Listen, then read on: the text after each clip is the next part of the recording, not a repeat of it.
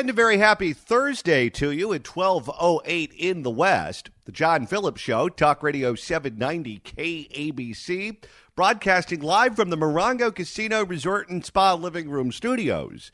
Mr. Randy Wangs at the sports desk in Culver City. John, we are probably minutes away from hearing if SAG-AFTRA is going to go on strike. The WGA, of course, is also on strike. And this morning, the CEO of Disney, Bob Iger, sat down with CNBC to talk about how disruptive these strikes are to the entire industry. We managed as an industry to negotiate a very good deal with the Directors Guild that reflects the value that the directors contribute to this great business. We wanted to do the same thing with the writers, and we'd like to do the same thing with the actors. There's a level of expectation that they have that is just not realistic. And they are adding to a set of challenges that this business is already facing that is, quite frankly, very disruptive.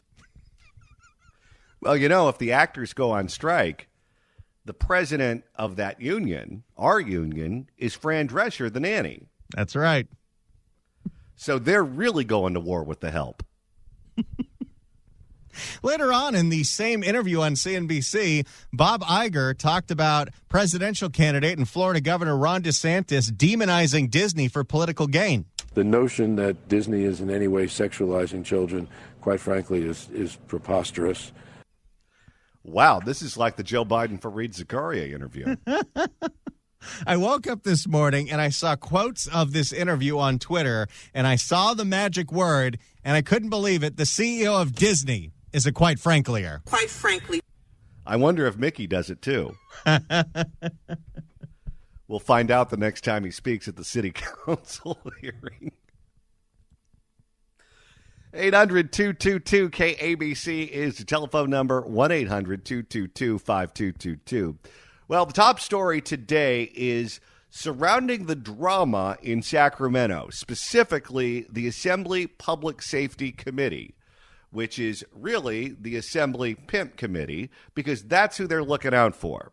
Not for children being trafficked to be turned into sex slaves, but for the pimps themselves who are taking the kids against their will and selling them into the sex trade. It was voted down in that committee earlier this week to make that a serious crime. After they voted it down, Randy, they started to hear from their constituents. That's right. For the first time in a very long time, people started paying attention to what was going on in the assembly because what happened was so unbelievably outrageous. Gavin Newsom got asked about it in a press conference about mental health. He got on the phone with Shannon Grove, the Republican state senator who authored the bill. And the outcry, the outrage at the Assembly Public Safety Committee got to the point where this thing was reheard today, and I believe it passed the Public Safety Committee after everybody was in full arms and outrage of how ridiculous it was that we can't increase the penalties to make it a serious penalty eligible of strikes for sex trafficking of children. But they didn't hear from their constituents right away. In fact, after they voted it down yesterday, the chair of that committee, Assemblyman Reginald Jones Sawyer, who represents a district near downtown Los Angeles, started laughing when the people in the audience were extremely upset over what just transpired in front of them. And then, after it took place, the Assembly Democrats went on Twitter and defended what they did, saying that if we made trafficking children into the sex trade a serious offense, we would put too many minorities in prison. That's right. They put out a series of tweets talking about how they absolutely care about the victims of sex trafficking, and then said this, and this is an actual quote from the tweet. Ashley Zavala reposted this before California Assembly Democrats deleted it. The current 3 strikes model disproportionately affects Black, Indigenous, and people of color communities, so any bill that builds on this system needs to ensure equity so that unforeseen consequences do not lead to trafficked children being punished under the law. What? And this was also the same argument that they used against increasing the penalties for dealing fentanyl. They said if you threw fentanyl dealers in prison for a long time, it would disproportionately affect blacks and browns. That is their defense for everything. And now that the public is paying attention to it, they folded within 24 hours. Well, not all of them. There were 2 votes on that committee who insisted on protecting the PIMS. That's right. Isaac Bryan, who's a new member of the Assembly down here in Southern California, he decided to just not vote. And Mia Bonta, the wife of the Attorney General, she decided not to vote on this bill. The other ones, they all voted yes. It passed 6-0 because they couldn't even vote no on it. They're so chicken-ass they decided not to vote, not even explaining to their constituents or the public why they support sex traffickers. And this woman, Mia Bonta, of course, is married to the Attorney General of California, Rob Bonta, who's in charge of the California Department of Justice. So you know where that family is on criminal justice if they don't even want to go after the sex traffickers. Good luck running for governor, Rob. For more on all of the bonkers shenanigans going on in Sacramento, here's KCRA TV. A key committee in the state assembly is facing intense scrutiny tonight for blocking a bill that would have prevented child sex traffickers from being released from prison early. And now the governor and Democratic leaders are speaking out about this. KCRA 3 Capitol correspondent Ashley Zavala explains the response from state leaders and where the bill stands now. By the way, state Democratic Ashley Zavala is the new Bill Maloogian. Bill Maloogian was an absolute rock star reporter here in Los Angeles all through COVID-19, breaking all of the stories that the LA Times and the Sacramento Bee refused to break. And as a result, he got a promotion, and now he's got a network job. He's with the Fox News channel. I guess it's a cable job.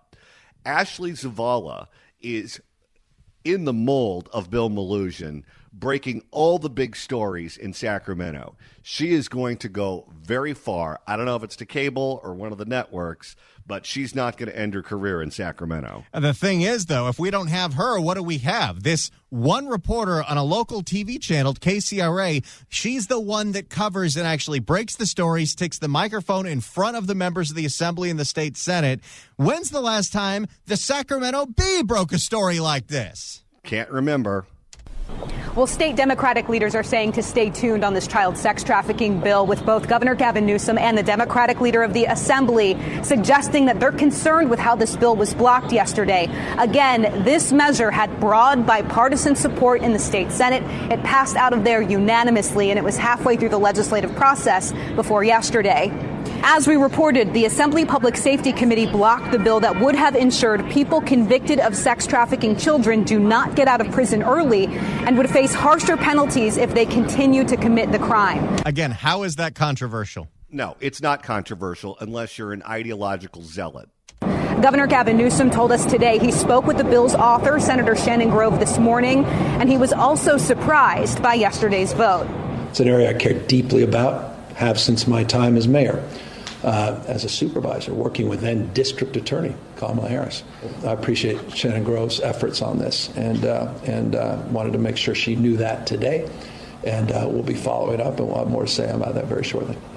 Yeah, Gavin did not need that headache yesterday. No, but why didn't he lean on them? He gave Mia Bonta's husband a plum appointment to be Attorney General of California. You think for 1 second if he didn't get on the phone with Rob Bonta and say, hey, I need a favor from your wife, it wouldn't be done yesterday? He waited until they voted it down. They created all of this negative attention, and now he's engaged. Well, let's not even forget the conflict of interest that Mia Bonta is even on the Public Safety Committee when her husband is the Attorney General. That's right, because the legislature controls the Attorney General's budget, and she is chair of the Assembly Subcommittee on Public Safety that directly controls his budget. Senator Grove had a meeting late this afternoon with the leader of the Assembly Public Safety Committee, Assemblyman Reggie Jones Sawyer. She wants the Assembly to suspend the rules for her bill to bypass this committee to be voted on by the full House. Yeah, I think the meeting was very productive. There was nothing decided at that meeting. We kind of laid out the situation, and I really do feel like it was a productive meeting. And so we're still waiting for results. Meanwhile, Assembly Speaker Robert Reveres was asked repeatedly about this issue at a Sacramento Press Club event this afternoon.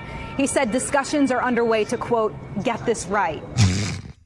But he also said that he has no plans on removing any of the members of this committee.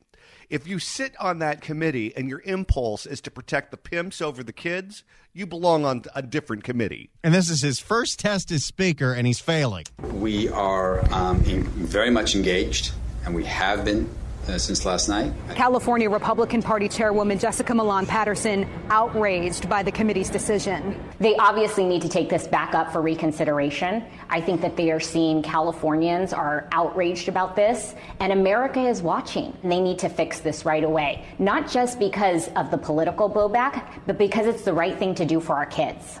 Proposed laws for the year face a deadline this coming Friday to pass out of their policy committees in order to move forward for the year. Because lawmakers go on summer recess at the end of this week, it's unclear if this bill will get special circumstances or if the conversation will pick back up next year. Now, Assembly Speaker Robert Revis is new, so he did not appoint Assemblyman Reggie Jones-Sawyer to lead the Assembly Public Safety Committee. We asked Revis if he was going to keep Jones-Sawyer in that post. Revis would not say, but said that an update was coming eventually. Okay. He did make moves on other committees.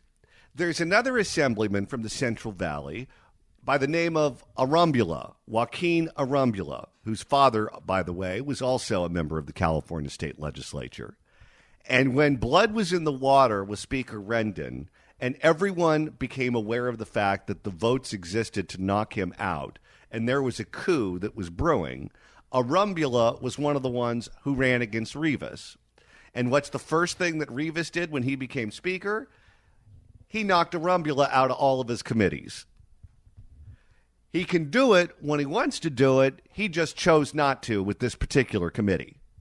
It sure seems like this is another person who doesn't really care about making any changes in California, but cares about his own political power.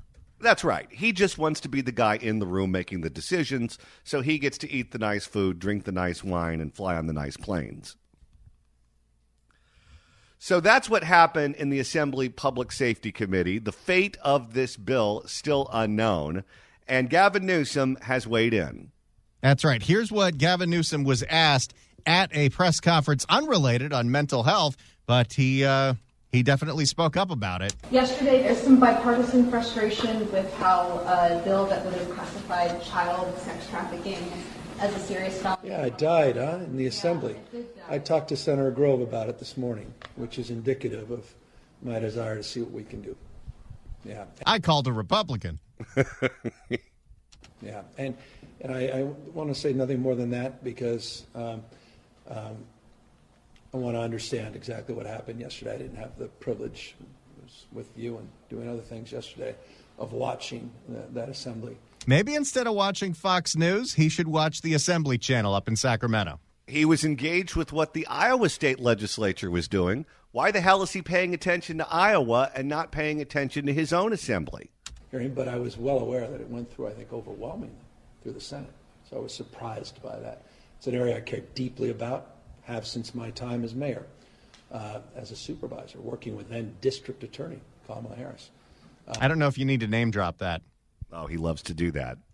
We put $25 additional million in the budget last year in this space, and I take it very seriously. So I appreciate Shannon Grove's efforts on this, and wanted to make sure she knew that today. And we'll be following up, and we'll have more to say about that very shortly. It would have been nice if he put down that political pressure before the vote yesterday. But he's not engaged. What we have right now in Sacramento is an absentee landlord. He is half paying attention to what's going on there, and he is more engaged with what's going on in Iowa and New Hampshire and South Carolina and Florida and all of the states that will determine both the Democratic primary and the general election, because he's running for president. He's termed out as governor of California, and everything that he's doing and saying is geared towards Democratic primary voters in those early voting states, which means he has concluded that the death of this bill would potentially be a problem for him in a Democratic primary. This is why he's willing to go to war with the Democrats in the state legislature. They're no longer useful to him. He doesn't need anything from them. He looks at them as the B-League team, as the necessary evil. He doesn't want to meet with them. He doesn't respect them.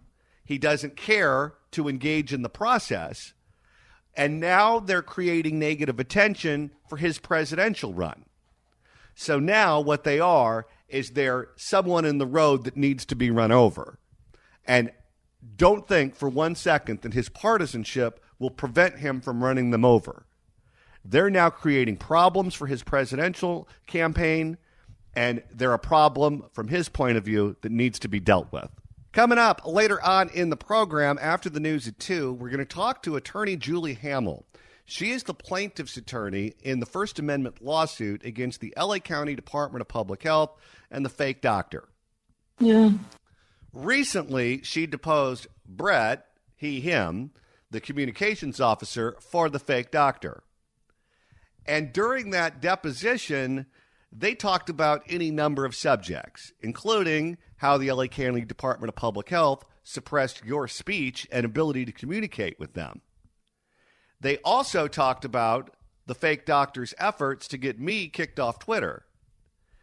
And some of the answers will surprise you because they believe, like Anthony Fauci, that Barbara Ferrer is the voice of science, and any criticism of her or anyone attacking her integrity is promoting misinformation. Problem with that theory is she's not a scientist. She is not. So apparently what triggered her into going to Twitter to try to get me kicked off was nicknaming her the fake doctor. No, thank you. They considered that nickname to be misinformation. No, I consider the misinformation her showing up at the press conferences in a white lab coat and being referred to as doctor at the beginning of a pandemic. So we're going to get into all of that with Julie Hamill, the plaintiff's attorney, after the news at 2. Of course, the Fix California Hour coming up after the news at 1. But first, we've got a little industry drama to talk about, and this one has nothing to do with the strike.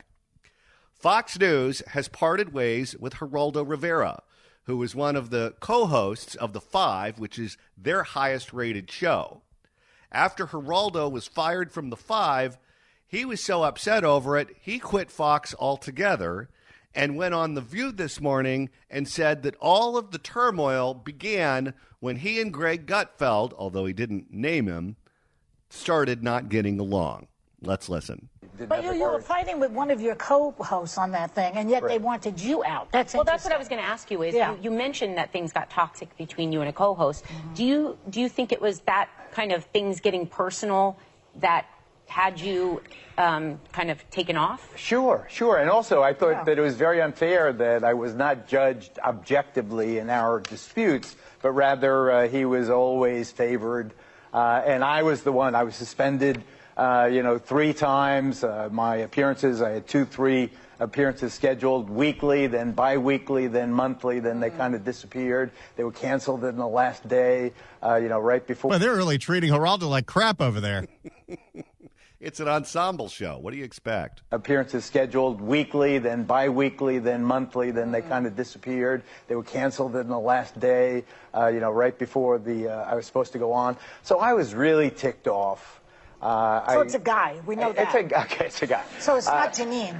It's not Janine. Trying to stir that pot over there.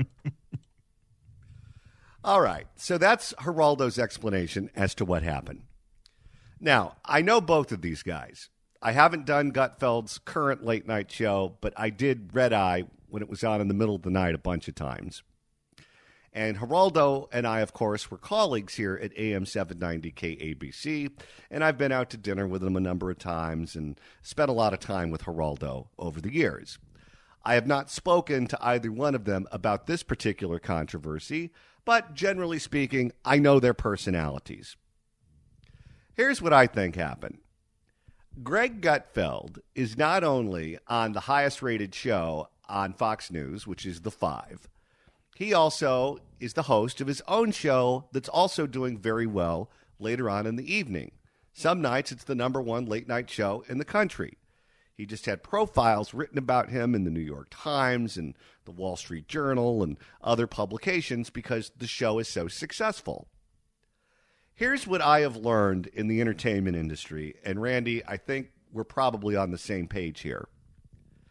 Anytime someone in entertainment is successful as being part of an ensemble, over time, they begin to resent the ensemble. It happens with musicians when you're part of a band that's very successful, but you want to go out and have your own solo career. Generally speaking, a lot of people who are executives in the industry don't see you as a successful solo act. They see you as part of your band. Every once in a while, someone can break away from a band and become very successful. That's what Michael Jackson did. He started out as part of the Jackson 5, and then he became much bigger on his own than the band that he started out in. Justin Timberlake was part of the boy band NSYNC, and then decided, I'm going to age out of that real fast. I need my own solo career, and it happened. But for every Michael Jackson and every Justin Timberlake, you see a lot of people in the industry who think that they're bigger than their ensemble, and they break away and they fail. Look at David Lee Roth and Van Halen. Look at Sammy Hagar and Van Halen. That's right. For whatever reason, there are some people that work well with a group of people or maybe one other person, but you put them on their own and it doesn't work. Kathy Lee Gifford was very successful with Regis Philbin for a long time. But if you were to give Kathy Lee her own show, would anyone watch that? Well, they were watching for Hoda. That's true. And they were both drunk at 9 a.m. Those wine glasses were comically large. How about the Today Show? You had Matt Lauer and Katie Couric, who were number one in morning TV for a long time, before all the streaming services, before all the cable news channels. They were number one on NBC's Today. And then she left and went to the CBS Evening News, and how long did that last? 6 months? That's right. And then she hosted her own syndicated daytime talk show, and how long did that last? 6 months? Pretty much. Then I think she was on Yahoo.com for a while, and that lasted 6 months. That's right. There's a reason that all of these people want to break away from the ensemble shows, though, even though they're successful. Everything is done by committee. If you are part of a show that has 4 other hosts on it, then that means when you have the story idea meeting before the show, everyone pitches what they want to do, and then you come to a consensus. And sometimes you win, and sometimes you lose. If you're Greg Gutfeld, and you're hosting a very successful show on your own, and what you're doing is working, and you propose something for the ensemble show, and other people don't like it, that would get under your skin real fast. Because you know that you know what you're doing. Anyone who reads the ratings knows you know what you're doing. And if the people around you on the ensemble show push back against your ideas, in your mind, they don't know how successful you are. So it's real easy to take a professional environment and start to dislike the people that you work with when they say no to you. In radio, particularly morning radio, particularly FM morning radio, so many of the successful shows are team shows. There's always an ampersand. Mark and Brian, Mark and Kim, Kevin and Bean, you name it, there's a morning zoo in whatever city you're in America that has some team that's been together for a long time. Now, Randy, you and I have both worked in radio virtually our entire lives. How many of these duos, who everyone assumes are the best of friends, secretly hate each other behind the scenes? Most of them. It's hard to think of one where they get along. These people can get along for 3 hours a day on the air, but won't speak a word to each other, or sometimes live in the same state after they're off the air. That's right. But in this particular case, you resent them especially because your ability to make a living depends on them showing up to work. So not only do you have the creative fights over what's going to make the show, if they want to go on a vacation on a particular point in time that doesn't work for you, and management wants you to be gone at the same time so they can play tapes or whatever, those cuts start to add up. And after a while, you start to resent one another. And I would imagine, and Gutfeld hasn't spoken about this quarrel between Geraldo and him, but I would imagine if you were to get a couple of drinks in him, that's what happened. Geraldo's 80. He's essentially working part-time there. He doesn't have a 5-day-a-week show. And I'm sure Geraldo came into those meetings with a lot of ideas.